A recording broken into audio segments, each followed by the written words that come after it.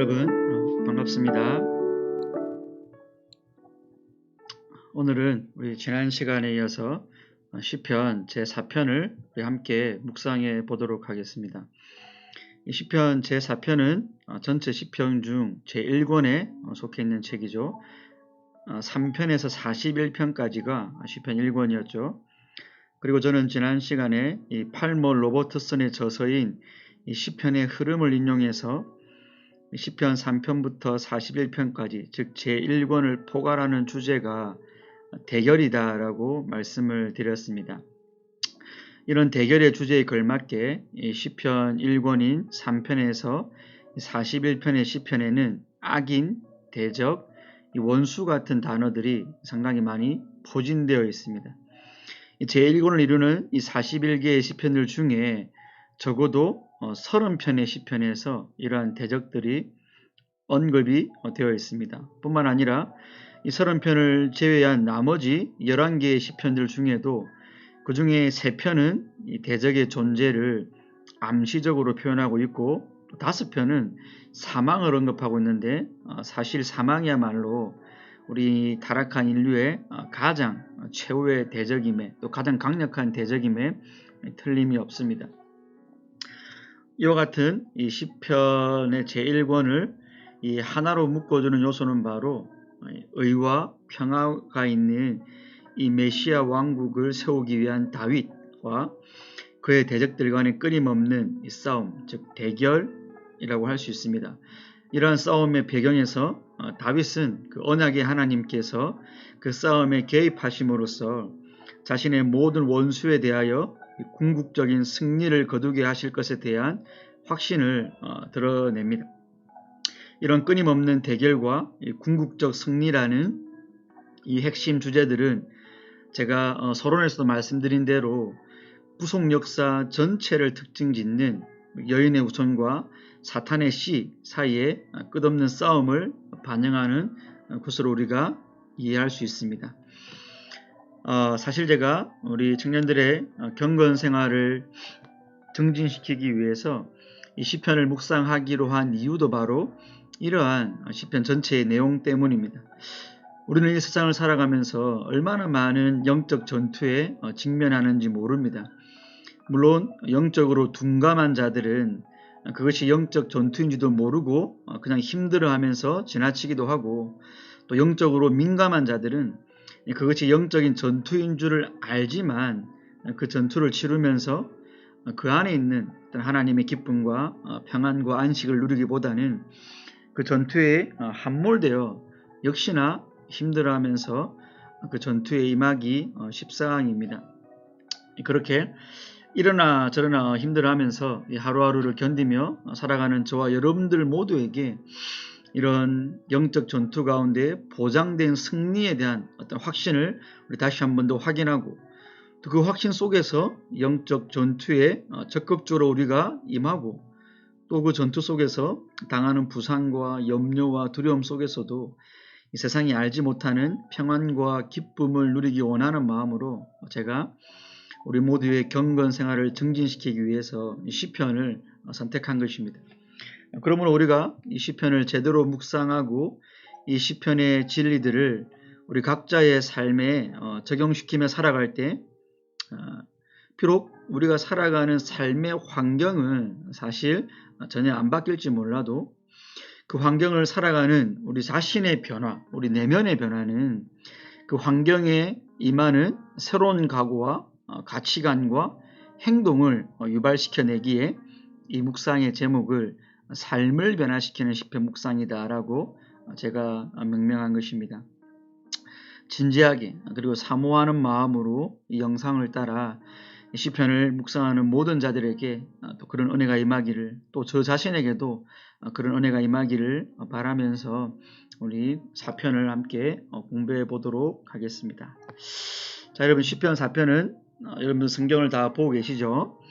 다윗의 시라는 표제어가 기록되어 있습니다. 그리고 이 대결이라는 제1권의 전체 주제를 잘 반영하듯 대적들로 인해 또 번민 가운데 호소하는 그 다윗의 상황이 잘 나타나고 있습니다.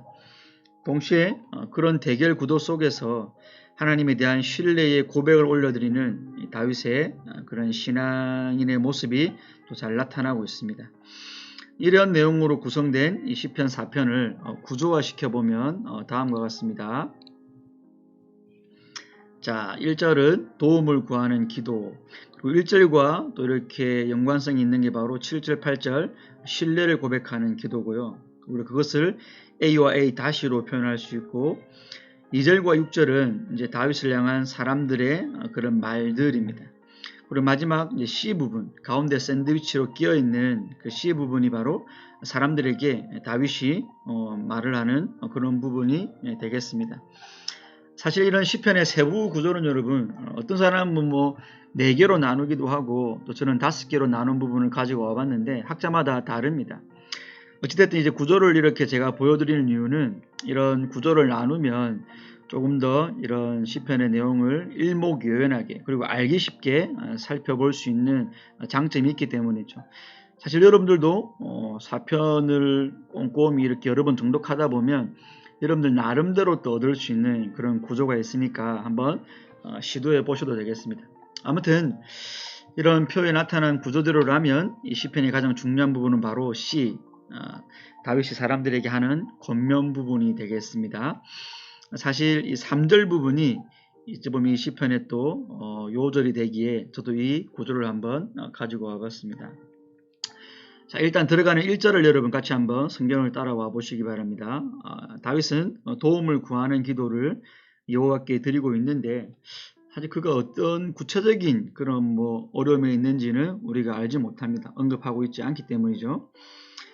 하지만 그가 그 어려움으로 인해서 또 하나님의 도우심을 급하게 요청하고 있고, 또 그로 인한 이런 스트레스가 심하다는 것도 우리 1절을 통해서 알 수 있습니다.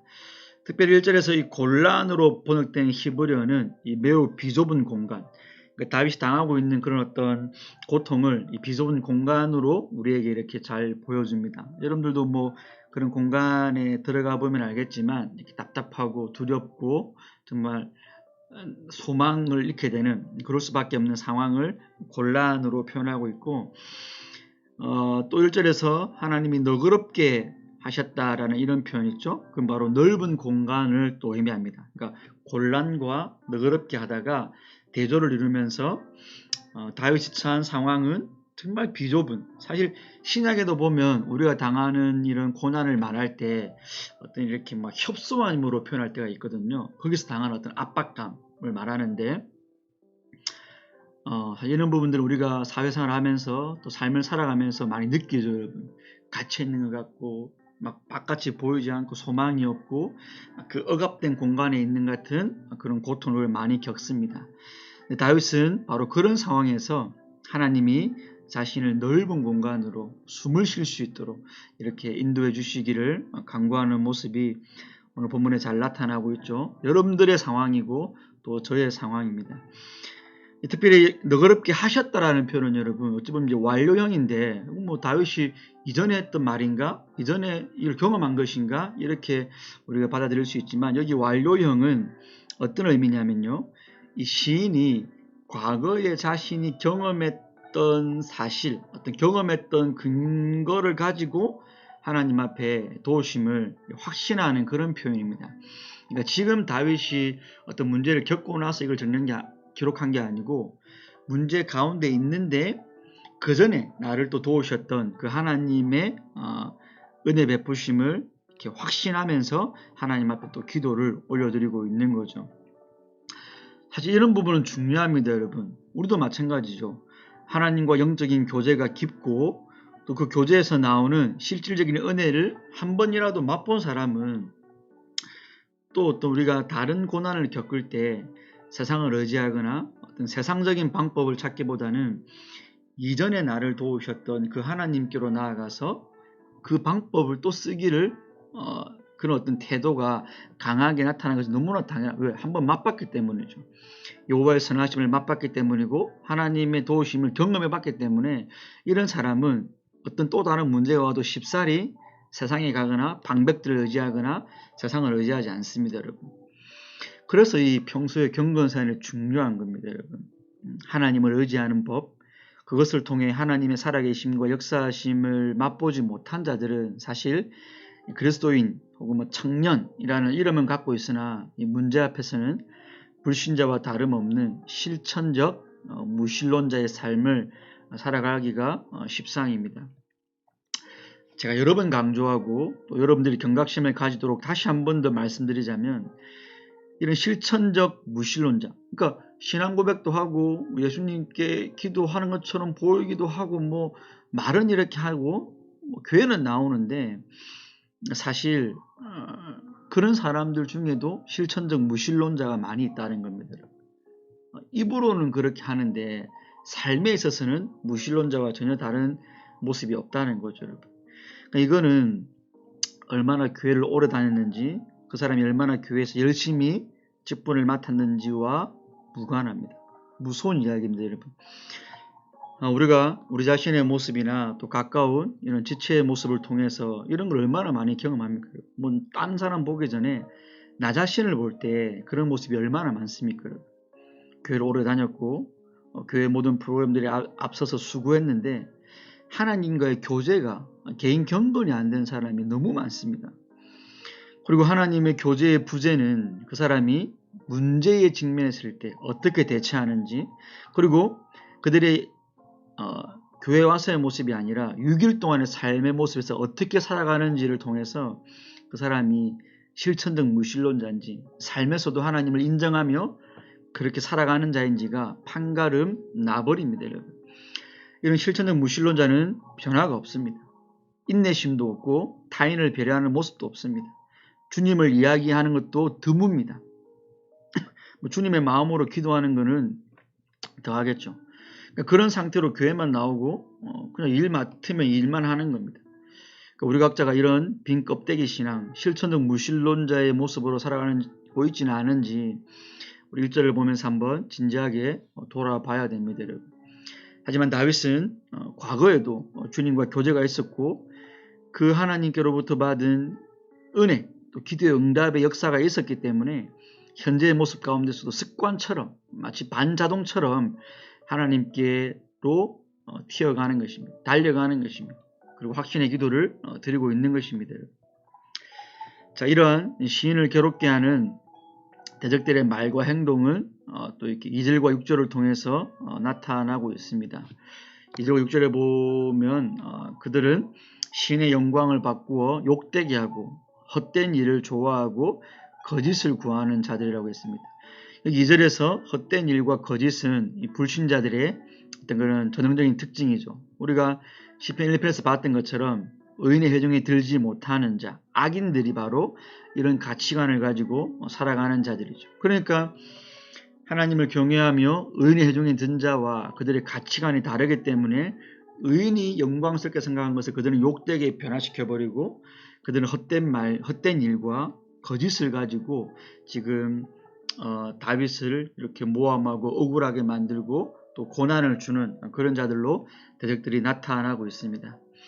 그리고 또 6절에서는 우리에게 선을 보일 자 누구냐라고 하면서 거기 보면 다윗이 7절에 이어질 때 나는 세상 사람들이 기뻐하는 곡식과 포도주의 풍성함으로 기뻐하지 않는다 했거든요. 이 말은 무슨 말입니까? 그러니까 지금 다윗의 대적들이 바라는 선을 보여봐라고 하는데 그 선은 뭐냐면 곡식과 포도주의 풍성함이 어딨냐 그겁니다. 그러니까 이 지금 다윗의 대적들은 다윗과 전혀 다른 가치관에 있는데 뭡니까? 세상 가치, 세상의 물질주의, 현세주의에 매몰되어 있는 자들이죠. 우리에게 그런 걸 주는 자가 누구냐 그겁니다. 그 사람들에게 선은 곡식과 포도주의 풍성함이라는 거죠, 여러분. 그러니까 전형적인 이는 다 불신자들의 사상이고 이념들이고 가치관들이죠, 여러분. 사실 이런 것들은 저와 여러분들이 다 경험하는 거 아닙니까, 여러분? 이런 물질주의, 세속주의, 현세주의, 그리고 헛된 일과 거짓으로 일관된 그런 모습들은 우리가 만나는 바로 외부로부터 들려오는 우리를 억압하고 핍박하고 조롱하는 소리입니다. 뿐만 아니라 우리 내면에 있는 세상을 좋아하고 세상 것들을 추구하려고 하고 더 소유하려고 하고 그것으로 자랑 삼으려고 하고 그걸 소유하는데 하나님을 수단과 도구로 전락시켜버리는 그런 우리의 내면의 죄악도 내면의 소리이기도 한 것입니다. 우리는 전쟁하는 거죠. 여러분. 내 외부의 이런 적들, 이런 사상들, 이런 가치관들, 내 안에 있는 죄의 욕망들과 전쟁하는 자들입니다. 자, 그러면 이제 우리가 봤던 대로 3절과 5절에 있는 다윗의 권면이 오늘 사편의 요절이라고 했지 않습니까? 그럼 시인은 어떻게 그런 내 외부의 고난과 시련으로부터 구원을 얻고 그 상황 가운데서도 하나님을 향한 확신과 이 신뢰를 견고하게 붙들 수 있는 것입니까? 바로 3절에 대답이 나와 있죠. 여호와께서 자기를 위하여라고 했습니다. 어떤 타인을 위하거나 아니면 하나님의 어떤 세상의 어떤 그런 인류애를 위한 그런 게 아니고 여러분, 하나님의 그분 영광, 자기를 위하여. 이런 건 여러분 시편 23편에서 나오고 에스겔서도 다 나오죠. 하나님이 자기를 위하여 이스라엘을 구원하시고 자기 이름을 위하여 의인을 건지시는 거죠. 여러분. 중요합니다. 그러니까 하나님 절대주권, 하나님 우선주의가 여기서 나타나는 거죠. 이거는 단순하게 하나님 어떤 독재, 폭군을 말하는 게 아닙니다. 그런 어떤 독재자의 마음으로 하나님만 만족하면 돼. 그게 아니고 결국 하나님이 당신의 이름을 위하여 하는 게 당신의 백성에게도 그게 유익이 되는 거기 때문에 하나님이 그렇게 하시는 겁니다. 자기 이름을 위하여 경건한 자를 택하신 줄 너희가 알지어다. 내가 그를 부를 때 여호와께서 들으시리로다 라고 했습니다. 여기서 경건한 자는 바로 하나님께서 은혜로서 구분시킨, 그래서 경건한 자, 거룩한 자, 경건한 자, 거룩한 자 같이 쓸 수 있습니다. 바로 다윗이죠. 하나님의 언약으로, 언약의 당사자로 이렇게 인침을 받고 구별된 경건한 자 다윗입니다. 그러니까 하나님이 그렇게 구별시킨 다윗 경건한 자의 기도를 반드시 들으신다는 확신이 다윗에게 있었던 거고, 좀 더 2차적으로는 바로 그 이스라엘 백성이 하나님의 선민이라잖아요. 여러분. 택함 받은 자, 거룩하게 구별된 자잖아요. 경건한 이스라엘이잖아요. 그런 어떤 이스라엘 백성들을 지칭하는 말도 되겠습니다. 하나님이 그런 이스라엘 백성들 가운데 경건한 자의 기도를 반드시 들으시기 때문에 다윗은 대적들의 그런 자기를 에워싸우는 그런 곤란, 아까 말씀드렸죠. 협소함 속에서도 힘이 나고 확신을 가지고 있다. 내가 구원받는다라는 확신이 있는 겁니다. 자, 그러므로 이걸 신약으로 넘어와 보면 당연히 경건한 자는 또 교회가 되겠죠. 여러분, 교회. 그러니까 하나님은 신약의 교회에 속한 자들의 기도도 반드시 들으시고 응답하시는 분입니다. 하지만 여러분, 우리가 이 3절의 경건한 자를 조금 더 우리가 원래 우리가 하고 있는 이 그리스도 중심적 해석을 하자면 당연히 예수님께로 나아갈 수 있겠죠. 그래서 경건치 않은 자들을 이 경건한 자로 삼으시기 위해서 경건하신데 경건치 않은 자가 되신 예수 그리스도께로 우리의 묵상이 이제 나아가야 되는 거죠, 여러분. 로마서 4장에 이를 아니할지라도 경건하지 아니한 자를 의롭다 하시는 이를 믿는 자에게는 그의 믿음을 의로 여기시나니. 여기 경건하지 아니한 자는 바로 누굽니까, 여러분? 죄인들, 교회를 말하죠. 구원받은 자들을 말하는 거죠. 그 다음에 우리가 아직 연약할 때에 기약대로 그리스도께서 경건하지 않은 자, 바로 우리죠, 여러분. 교회를 위해서 죽으셨다라고 성경은 분명히 말을 하고 있습니다. 그러니까 진짜 경건하신 분, 진짜 거룩하신 분 예수님이 경건치 않은 우리들을 위해서 대신 죽으심으로 우리가 경건한 자로 하나님 앞에 역임을 받게 되었다라는 거죠, 여러분. 이거는 이런 신약의 말뿐만 아니라 구약에도 당연히 나타나는 진리입니다. 여러분, 한번 봅시다. 시편 16편에 이는 내 영혼을 음부에 버리지 아니하시며 주의 거룩한 자, 여기 이름 주의 거룩한 자가 하시드라는 단어인데 이게 오늘 시편 4편에서 경건한 자와 똑같은 히브리 단어입니다. 여기 그러면 시편 16편은 다윗의 시거든요, 여러분. 근데 다윗이 자기한테 한 말이 아니고 다윗이 선지자로서 신약의 예수님을 내다보면서 바로 여호와 하나님이 다윗의 주가 되시는 예수님을 거룩한 자로 썩지 않게 하신다라고 말을 하고 있습니다. 이건 베드로가 설교에서 분명히 말을 하는 바죠, 여러분. 형제들아, 내가 조상 다윗에 대하여 담대히 말할 수 있노니 다윗이 죽어 장사되어 그 묘가 오늘까지 우리 중에 있도다. 그는 선지자라 하나님이 이미 맹세하사 그 자손 중에서 한 사람을 그 위에 앉게 하리라 하심을 알고 미리 본고로 그리스도의 부활을 말하되 그가 음부의 버림이 되지 않고 그의 육신이 썩음을 당하지 아니하리라 하더니 이렇게 명확하게 나오죠, 여러분. 바로 예수님입니다. 오늘 우리는 4절에서도 이 진짜 경건한 자, 유일하게 경건한 자, 유일하게 거룩하신 예수님을 보고 그 예수님 안에서 예수님에 의해서 경건한 자로 여김을 받는 우리 그리스도인들을 보게 됩니다. 그러므로 하나님께서는 하나님의 영광을 위하여 예수님을 통해 성도의 간구를 들으심으로 악의 세력들을 물리치시고 의인들을 구원해 주시는 것입니다. 여러분들이 결국은 예수님을 깊이 묵상해야 우리에게 경건한 자의 삶과 경건한 자의 담대함과 경건한 자의 간구가 더 많이 격발되어 나올 것입니다. 이런 예수님을 통한 구원과 기도의 응답과 하나님의 복주심을 아는 자만이 아까 세속주의자들이 했던 것처럼 곡식과 어떤 포도주의 풍성을 때문에 기뻐하는 자들이 아니고 거기에 도취되는 자들이 아니고 도리어 그것은 좀 부족할지라도 하나님이 주시는 신령한 기쁨, 신령한 곡식, 신령한 포도주 뭡니까 여러분? 우리의 영혼의 떡과 포도주가 되신 분이 누굽니까 여러분? 예수님이죠. 예수님을 먹고 마시는 거 묵상이죠. 여러분. 예배드림이죠. 기도죠. 그거 없이는 거기에서 만족함을 못 찾는 자는 여러분 절대로 참된 그리스도인을 할 수 없습니다. 경건한 자를 할 수 없습니다. 분명히 나오죠 여러분. 참 성도 경건한 자는 곡식의 포도주의 풍성함이 아니라 우리의 하늘의 신령한 떡과 신령한 포도주가 되시는 예수님 그분으로 만족하고 기뻐하는 자입니다. 그리스도인에게는 그 기쁨이 있어야 되는 겁니다. 그래서 하박국 선지자는 뭐라고 했습니까 여러분?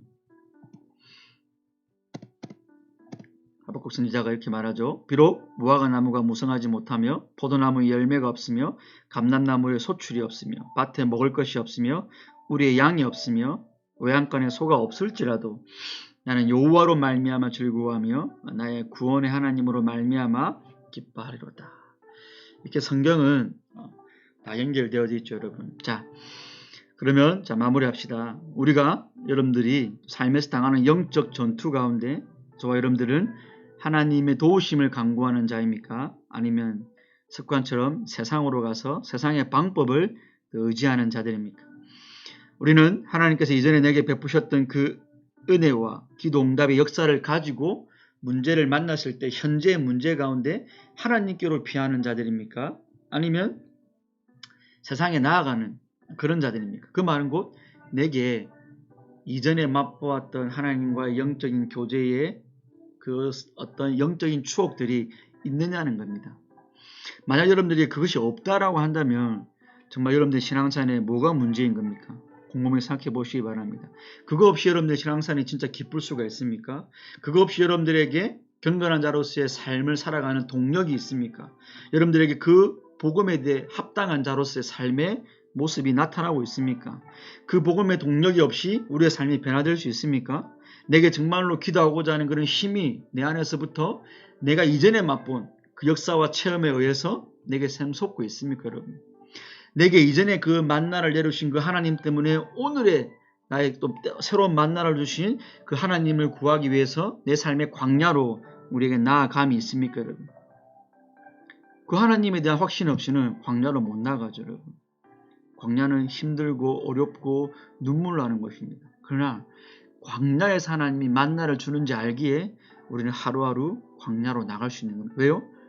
어제도 그저께도 그저께도 하나님이 나한테 주신 장소가 바로 광야였기 때문에 그 하나님을 만나본 차만 또 거리로 가는 겁니다. 여러분들의 광야는 오늘 이 묵상을 하고 있는 여러분의 골방입니다. 하나님 앞에 신음소리를 올려드리는 기도하고 있는 여러분의 골방이 광야입니다. 여러분 꼭 기억하시기 바랍니다. 그런 자에게 하나님 오늘 베풀으시는 예수님으로 말미암는 기쁨이 저와 여러분들에게 충만하기를 주님의 이름으로 축원드립니다.